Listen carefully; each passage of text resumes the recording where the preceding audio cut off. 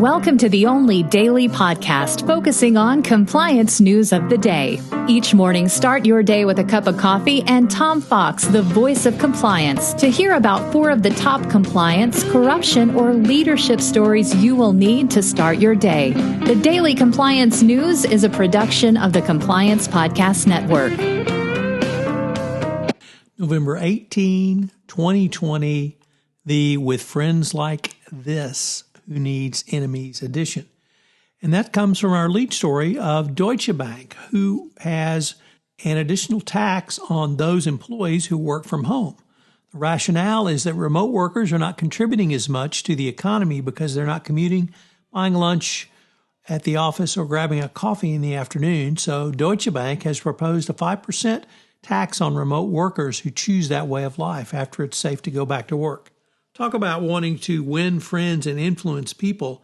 This is a huge direct tax that will have zero support from any work base.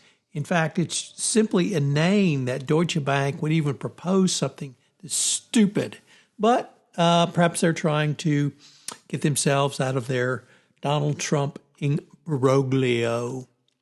Next up, in some much better news, the Senate blocks the nomination of Judy Shelton to the Fed, as reported by the Wall Street Journal.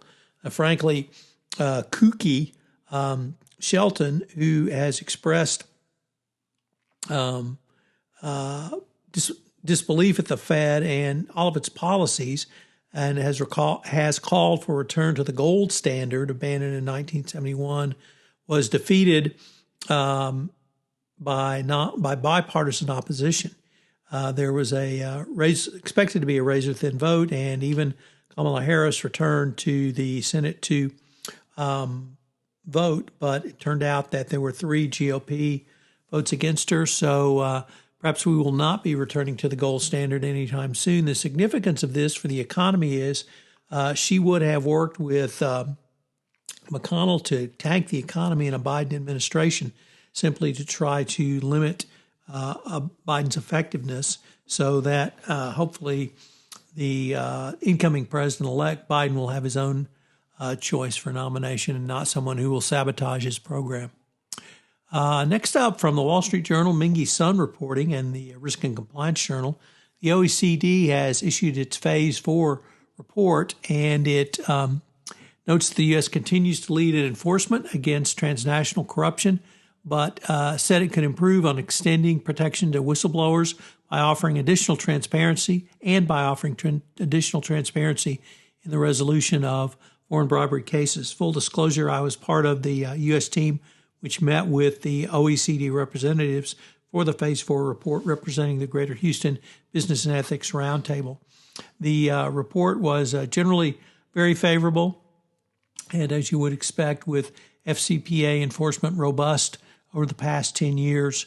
The recommendations, as I indicated, were to strengthen and extend anti-retaliation protection to all private sector tipsters, including those for public companies who report to the SEC, and to provide more transparency into some FCPA cases, particularly around the fines and penalties and the discounts given.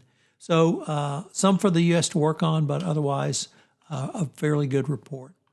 And finally, our last article for all you Luddites out there from the New York Times. Don't fear the robots, and other lessons from the study of the digital economy. A task force assembled by MIT examined how technology has changed our lives. And for the compliance practitioner, I think this is particularly appropriate given our need for data. The Daily Compliance News is a production of the Compliance Podcast Network and a proud member of C-Suite Radio. Thanks so much for listening. I hope you'll join me again tomorrow.